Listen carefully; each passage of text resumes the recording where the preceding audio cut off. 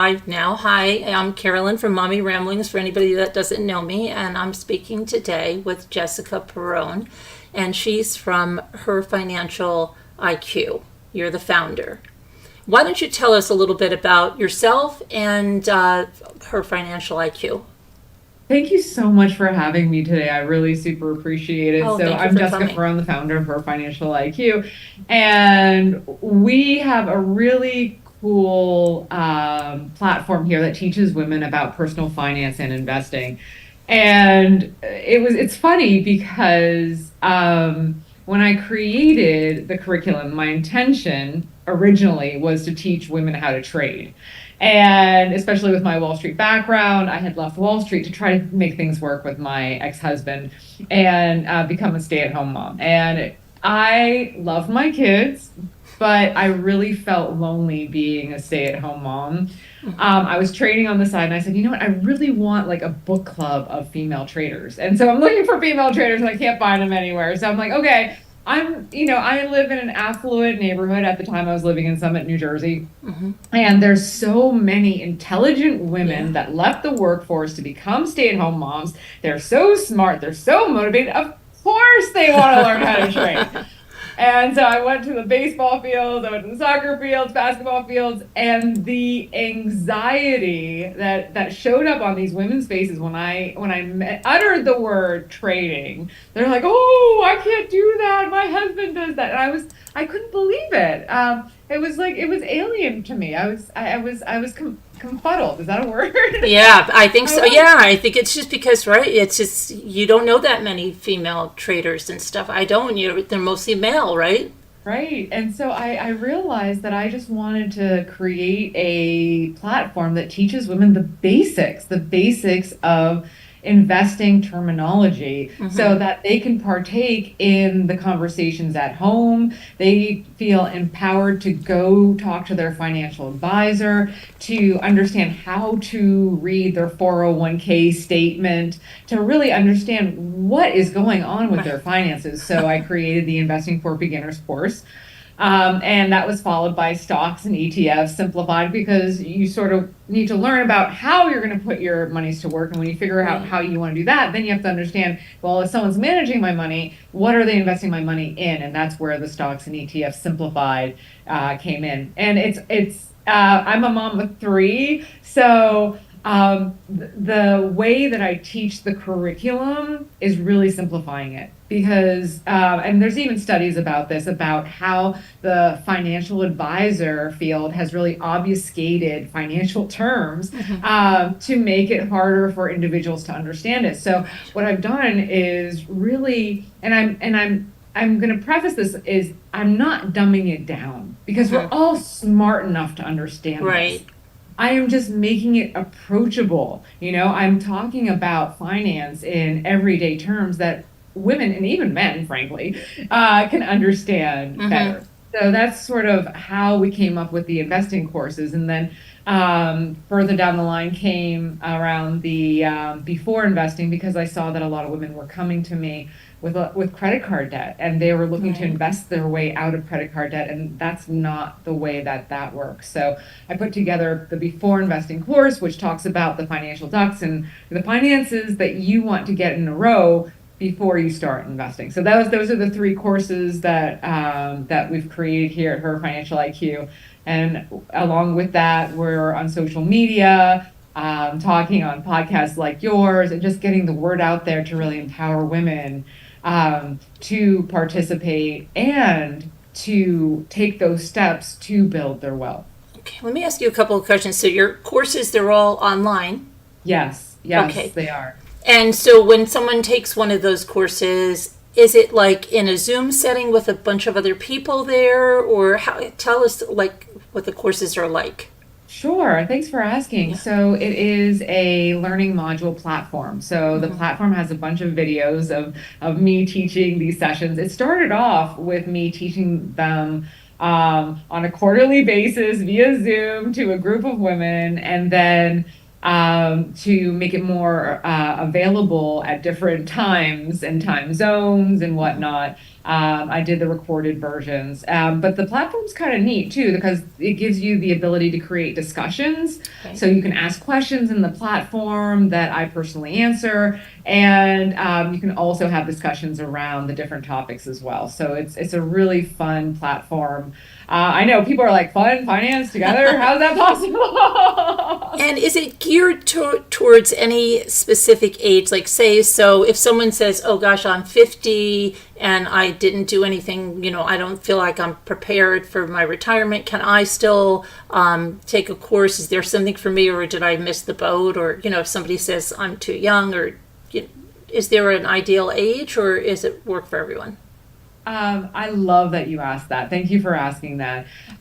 It is for all ages because it's never too late to start really putting intention behind your finances, whether it is, paying off those credit cards, putting together a budget, in the before investing segment, when you're thinking about building your wealth, and then learning about the various ways to put your money to work when you finally have started to build that nest egg.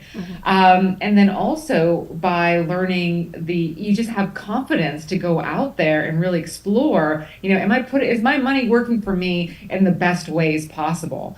And so I even talk about interest rates and how that also affects savings accounts, and when you're kind of working on a strategy, even for your emergency fund. So everyone at any age needs an emergency fund. Right, Would you agree with that? Yes, yes.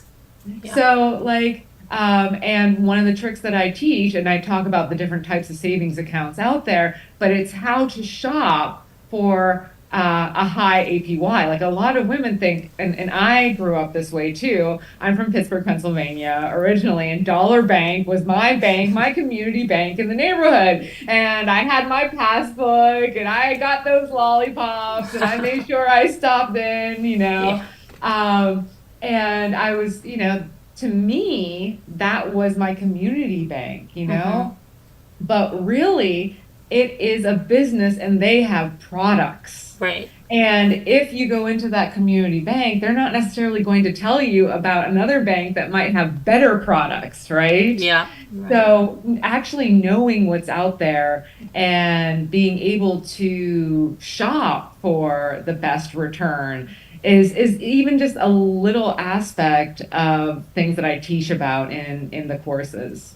Okay, yeah, that's really important. I was just telling my son the other day, he's 17, and he works. He has a good paying job for a 17-year-old. He's in landscaping, and so I told him the other day, you just close out with this local bank because they're not giving you any interest. And I said, we'll open one where I have it, and I said you get a high interest. The high. It's not even high, but it's higher than it's the highest out there right now. But yeah, you definitely have to shop around. I think it's never too early to teach your kids that because just because something's local and it's convenient, it doesn't mean they always have your best interest in mind there. And I just tell them when you're closing the account, they asked, why are you closing this account? I said, well, because you're not offering, anything in the terms of interest or, so that was it, just be honest. And maybe they'll change something, I don't know.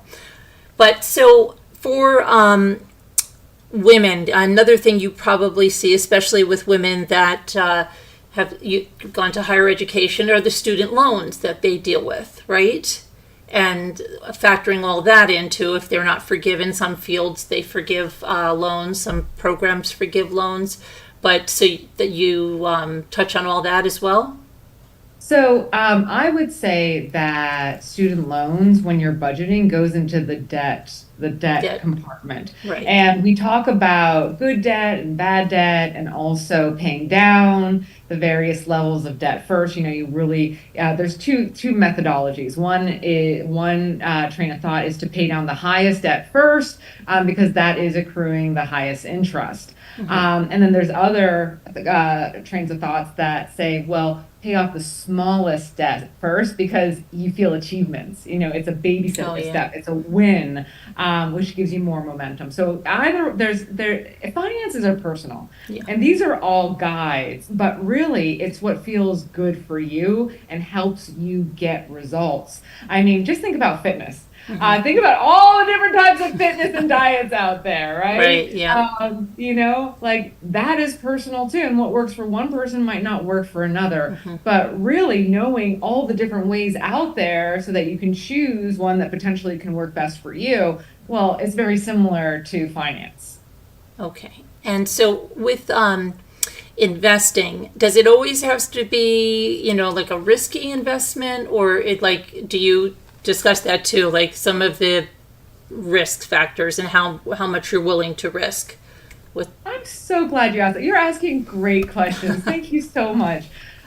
So there's a couple levels that I can talk to about this point when it comes to risk. My Investing for Beginners actually has a whole segment on risk, because risk tolerance is one of the basic ways that if you go to a financial advisor, or if you invest with a robo-advisor, or when they're asking you questions when you first open up your 401k, these questions on the questionnaire that they're asking you is to gauge your risk tolerance. And so based on your risk tolerance, so there's a few things that go into risk tolerance, and I talk about this in the Investing for Beginners, and we actually go through an example questionnaire that a financial advisor would actually give you in a first meeting. And the reason why I did this was because I was teaching women the various ways to invest. And then they would go open an account, and then they again kerfluffled. They're asking me all these questions. What do they mean? And so what I did was I actually added it to my course so that women understood what they were asking and understood, okay, what it meant and how to answer it, and therefore, as a result of these questions, have assets that are invested that align with their risk tolerance. Now, what does that all mean? Going back to your question, like you said, stocks and ETFs have different levels of risk associated with them. So there are some stocks out there that are very risky, and there's also different types of stocks and companies. And when you think of it, think of companies, right? That aren't as risky. Right. And typically, when you're thinking about riskier versus more established stocks, think about your Cokes of the world, your McDonald's of the world. Are these companies that you assume will most likely be here tomorrow? Like they're staples in our economy. I would be very, very surprised if McDonald's closed their doors tomorrow. Right? Yeah. So, and when you're thinking about riskiness of a stock, you think about the riskiness of a company. Right. And that's another connection that I help women make. And I do this in my Stocks Simplified course and I had this issue too, like just backtracking. I'm the oldest of 8 children. Growing up, there was no money conversations because we didn't even have enough money for food, right? Right. So a lot of these things that I've learned before I was in finance, I can sort of understand where a lot of these women are coming from, because I had those disconnects too. I didn't quite understand it when I started out. And one of those disconnects was companies and stocks. Right. Like, for whatever reason, when I first started trading, I was doing, for whatever reason, I did not make that connection. And I feel like when women make that connection, they're like, wow, yeah, I can get that. I can get that. Absolutely. Like you said, there wasn't that conversation when you were growing up. It was the opposite for me. My grandfather came over to this country when he was 18 from Italy with his wife, and he settled in New York and on Wall Street. And he ended up, at first, his first job was this maitre d' in this Italian restaurant, and all the investors would come in and they gave my grandfather these great tips, and my grandfather completely got into all the investing and everything, and he lived till almost 102 and was healthy the whole time. And every afternoon he would sit down and watch the closing, and he'd have this whole ledger of all of his stocks. So yeah, my parents invested, my grandfather, so I grew up with that. My parents didn't do really risky things, like they had all the telephone stocks and stuff like that. But yeah, I know relatives that did more risky things, and sometimes it worked out, but then sometimes, you took a hit, right? So that's important. But I guess if, someone doesn't have any knowledge of that, or is the safest thing, like if somebody, what about mutual funds? Like, so they could do something maybe like that and kind of build it up. Because if you have anxiety, right, then if you can say just invest it in this and don't look at it. But if you have to go to your anxiety type too, because I think that's all. Absolutely, absolutely. And there's different levels of ETFs and mutual funds too. So Right. think of mutual funds and ETFs as a basket of stock. And when I am when I'm explaining this basket of stock, Mm-hmm. I'm explaining like your report card, right? From, high school. Right. So you have your GPA, which is the average of all of those courses, and Right. then each course has its own grade. Well, it's very similar to an ETF or mutual fund. It is a basket of stocks. Each one has their own price, and they go up and down and up and down. But the Mm-hmm. average is the price that you see, basically. Yeah. But what is nice about that is that you can be diversified. And the concept here is like, don't put all your eggs in one basket. Don't put all your eggs in one stock. Don't put Right. all don't put all your eggs in one sector or Mm-hmm. stock, or, small caps or large caps. These are all different ways that stocks are classified, to kind of give you a gauge of how risky they are. And the other thing to think about where age does come in is, frankly, when you are younger and you start in a 401k, typically in a managed account, they will put an allocation to riskier stocks that potentially have a higher return. Mm-hmm. But that's because they are assuming that you are going to be keeping your money's invested in the market for a long period of time. Right. Whereas someone that might need to take it out sooner than later, say that you're later in life and you're expecting to retire and you don't have 30 years in the market, well, someone that's managing your account may put you in less risky assets. In a mix, maybe there's bonds in there, maybe there's money markets in there, maybe there is less risky stocks, maybe there's dividend stocks that are paying you back. But all of this is terminology that I teach in my courses so that you understand what the money is being invested in. So, and that is power. So like you can call up your financial advisor and say, and understand what your money is being invested in, have that conversation instead of just assuming that the individual is doing a good job. Right. And my other question to you is going to be, so if someone's watching this and thinking, oh gosh, I only have maybe 5,000 to invest, 10,000, 20, like, does someone say, oh, right, you only have 20,000, forget it, this is not for you? Or, you have to have 50 or 100,000. Like, is there a threshold that they must have before they? That is you're asking such great questions. Thank you Okay. so much. And I swear I did not give these questions. No, no, Yeah, no. these are great questions. Thank you so You're much. welcome. So, with the democratization of investing, okay, Mm-hmm. individuals can invest with like as small as $10 nowadays. So there really isn't any excuse to not be investing. And I feel like that's another reason why I put together the Investing for Beginners, was so that women understand the ways that they can put their money to work. So for example, if there are such things as robo-advisors out there. So you can open up an account with a robo-advisor. They'll take you through the risk questionnaire that we were just talking about. And then with your monies, they will diversify your monies into an ETF or various assets that are appropriate for your risk assessment. And with that, they'll just invest your money and you can just keep peeling off like $10 a week, $100 a month, and put it directly into that account. Now, that is a taxed investing account. So another way that you can do it quite simply is just allocate more money to your 401k. Like max out your contributions there, and then you have a tax advantage because it is in a retirement account. So that's another easy way. Like I didn't make that connection when I was young and in my first job.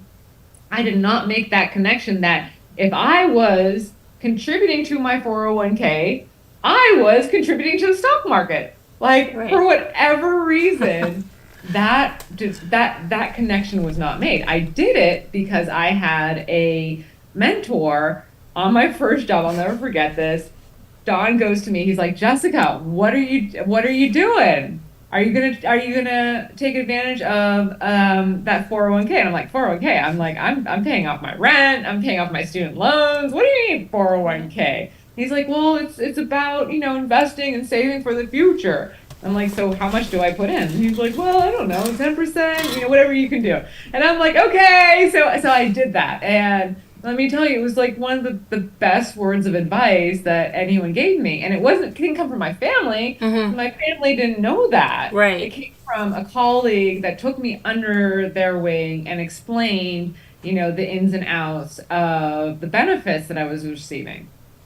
Now, what about, okay, so we're talking a lot about 401ks, but what about people that are independent contractors? They work for themselves and they don't have a 401k, and you cover that too. They can still take the courses and stuff and benefit, right? Absolutely, absolutely. Because so basically these IRAs are just shells and they have all sorts of numbers on them. So if you're a contractor, you can open up the IRA shell as long as your earnings is on the books. It's not for, under the counter cash economy. Unfortunately, you do Right. have to pay taxes on your income to qualify.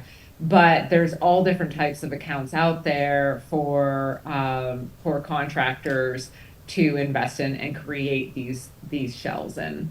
Okay, we have a question here. Kevin said, I would like to know how she feels about Morgan Stanley Energy Mutual Fund with dividends every 3 months, the safety of it. I'd have to do research on that. So it's not like something right off the top of my I head. got that But right there. again, Yeah. it is sector specific. So, it also depends on your overall portfolio, right? So like if you are diversified in the other areas, then, energy may be good. Also thinking like I also talk about in my stocks and ETF simplified, I also talk about stock market sectors.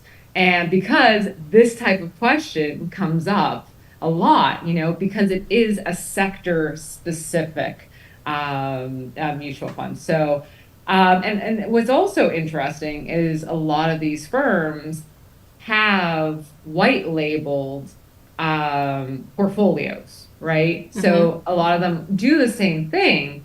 It's just that it's white labeled JP Morgan because Right.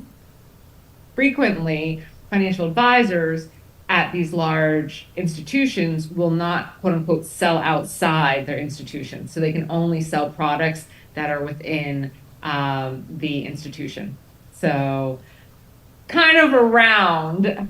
So I'd have to do more research on it, and I'd also have to understand the individual, and I'd also have to understand the portfolio to really answer that question. But it is a single stock. Yeah.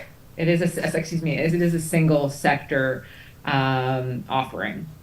Okay. And do you talk about other things other than just the stocks they say, for instance, life insurance and term life insurance versus whole life insurance? Do you have anything about that, like what they should be doing for No, their? I'm not an insurance specialist. That is its Okay. own universe for sure. Okay. And it's interesting because I've started diving into insurance Right. just for my own interest because there are so many ways Yeah. you can use insurance for tax advantage, growth, also just for end of life care. As we grow older, a lot of expenses happen at end of life. So when you're looking at your overall plan, financial plan, I definitely see areas where insurance it can be extremely helpful. Right. But I'm not a specialist in insurance for sure. Okay. So so with getting their financial, is it just like looking at their investments? Is that basically what all your courses are, or is it, do you have some specific on getting out of debt? Like if someone is constantly in debt, like I have friends, like, and I'm sure you know that they they can't save anything, and I think it's not even, I think it's a personality type, right? It's like they It is, just yes. don't save it. And when you have friends that do the opposite thing, they get such a pleasure from saving. Sometimes maybe they save too much, and they don't enjoy themselves. Where you have the other friends that, like, if they, a dollar is gone, it's just gone. So is there any courses about like having a balance of that? And Absolutely. And that's really what the before investing is about, is talking about ways to budget and save and get your finances in order so that you can invest. And and I actually started coaching for that reason because I feel like there's a lot of financial advisors that are able to invest your monies for you. And there's robo advisors to invest your money out there. So really, the niche and the need that I am answering is exactly what you're talking about. Those individuals that you know are not doing badly in life. They're actually doing quite well, but still working paycheck to paycheck and just don't understand where their money is going. And there's so much emotion that does go into that. You're absolutely right. And there's something called money scripts. And money scripts are sort of the ideations we have as individuals around money that actually stem from childhood and how we grow up. So, one of the ways that I grew up, as I mentioned, was in a very poor household. And to this day, and my sister will laugh at me and her because to this day we go to the grocery store and we load up the cart. Like, I mean, just from living it without food. And that was how we did the grocery store. We went once a month and we loaded it up. And that's kind of how I do it. I do it now. And I'm extremely frugal. And that money script was really embedded in me from youth. Now, you can rewrite that script, but you have to acknowledge it. You have to acknowledge it and say, you know what, I'm going to change it. But it is changeable. You just have to be able to say, okay, this is my script.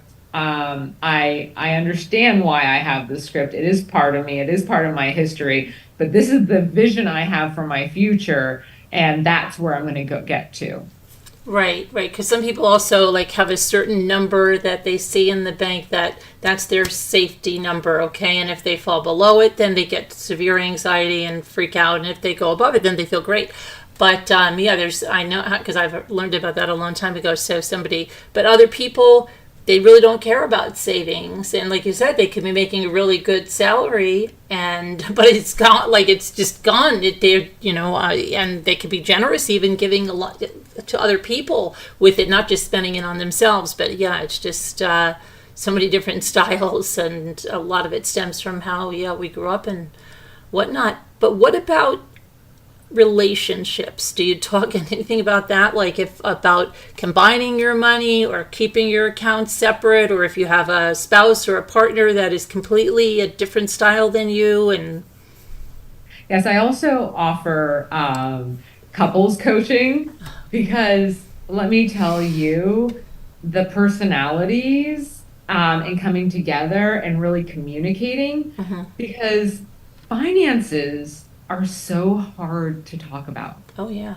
Everyone, like, think about, I actually did, I frequently, when I'm doing my group coaching, and workshops, I'll ask, a lot of them are virtual.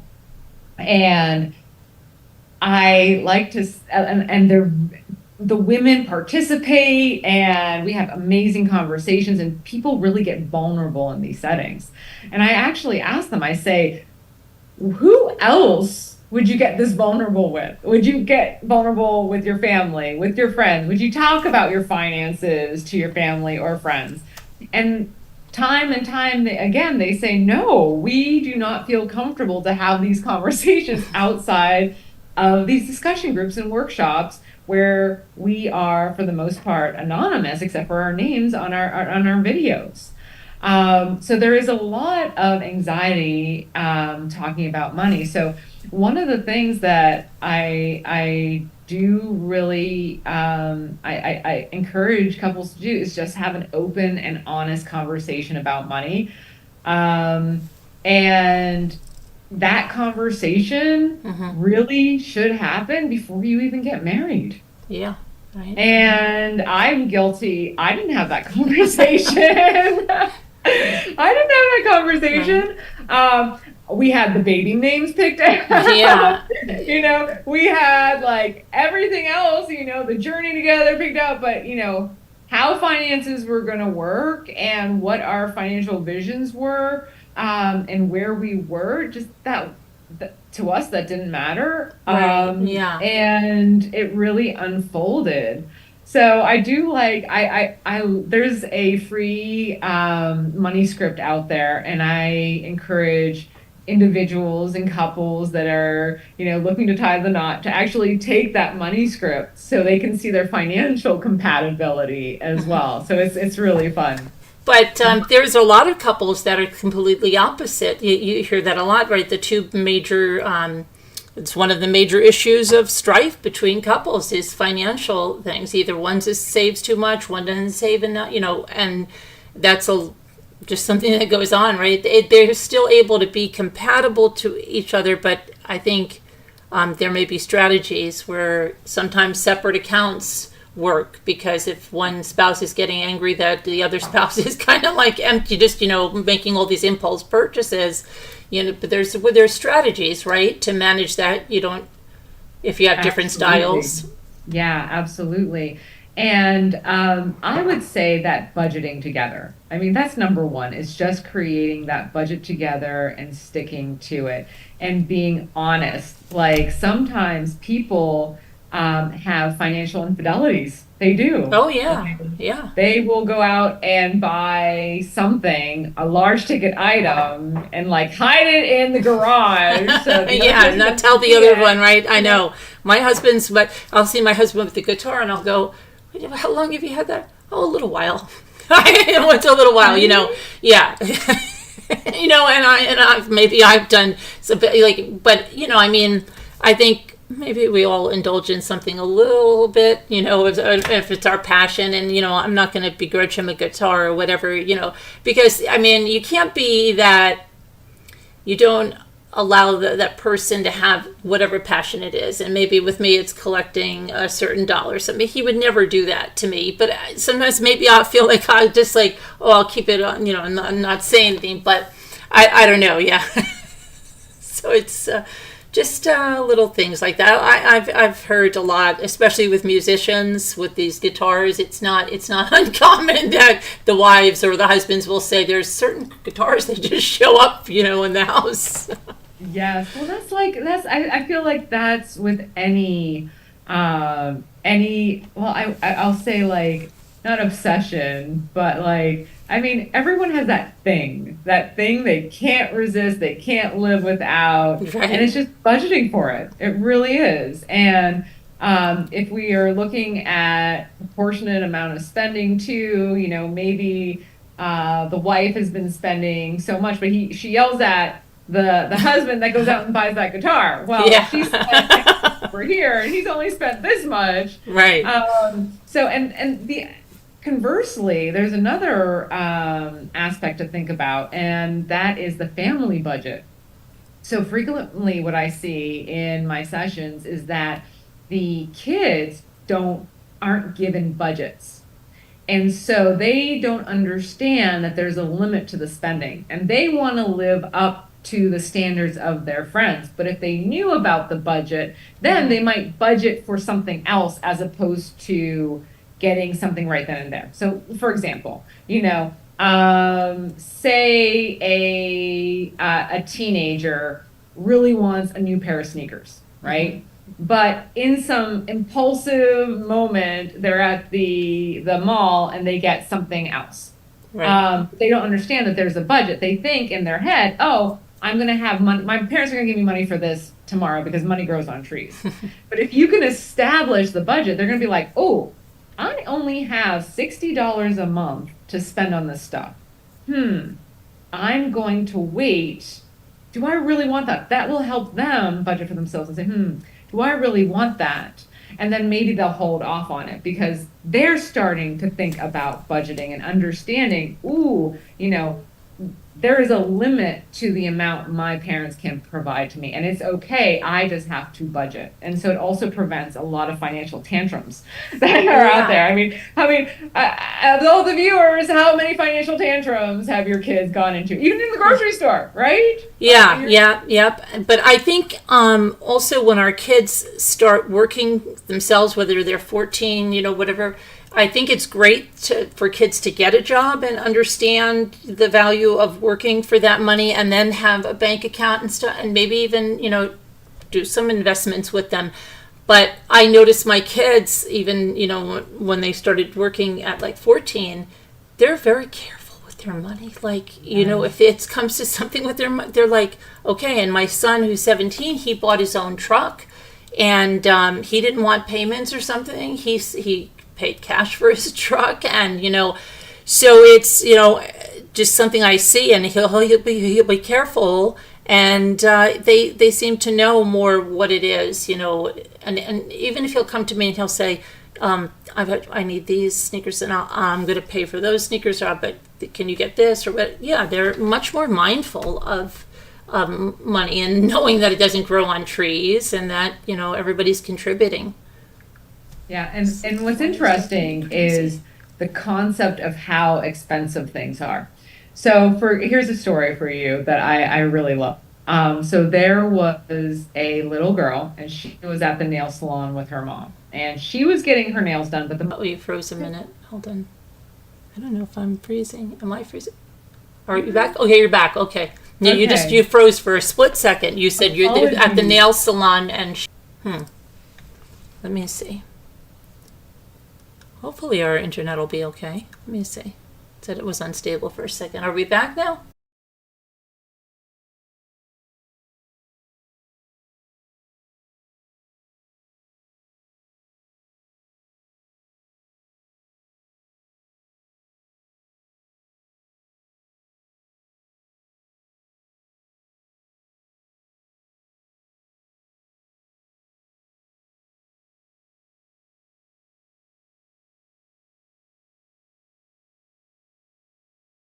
it was bizarre because I could hear you the whole time. Oh, okay. And let me see. I just want to make sure we're back on, Kevin, we're not back on YouTube yet. Let me just make sure that we're going to get back there because it's a black screen there, but it should catch up in a second, I think.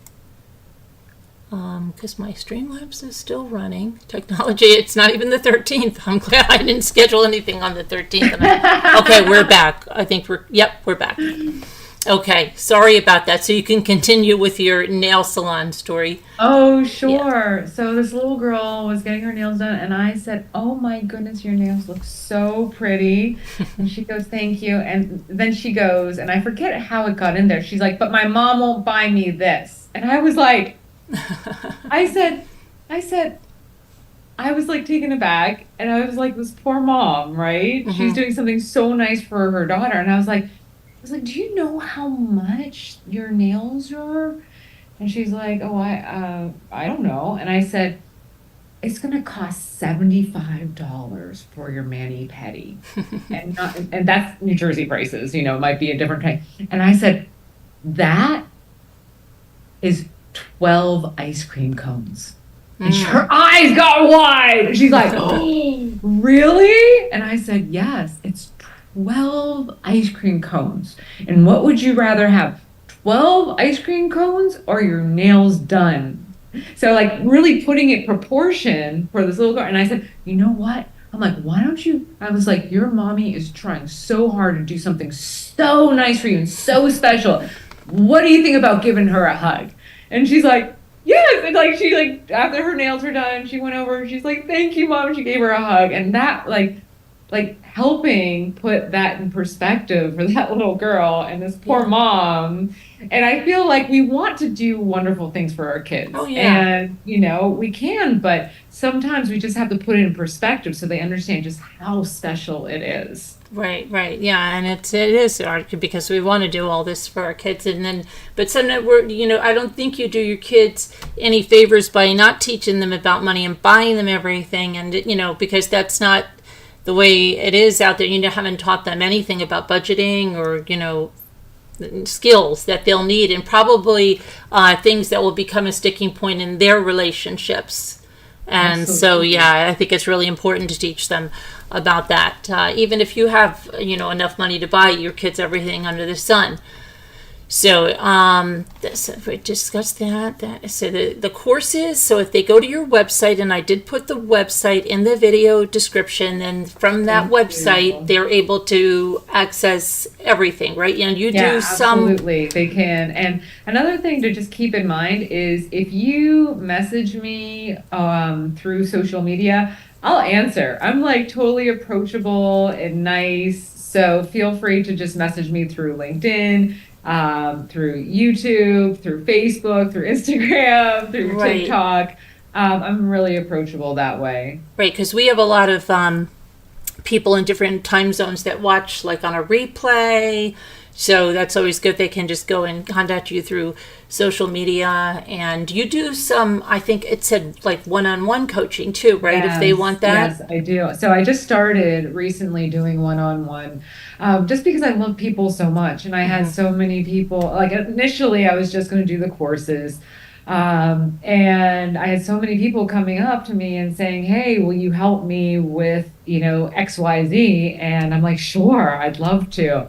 So it really helps me stay in touch with people. And I love helping people. I do. It's like, I'm such a finance geek.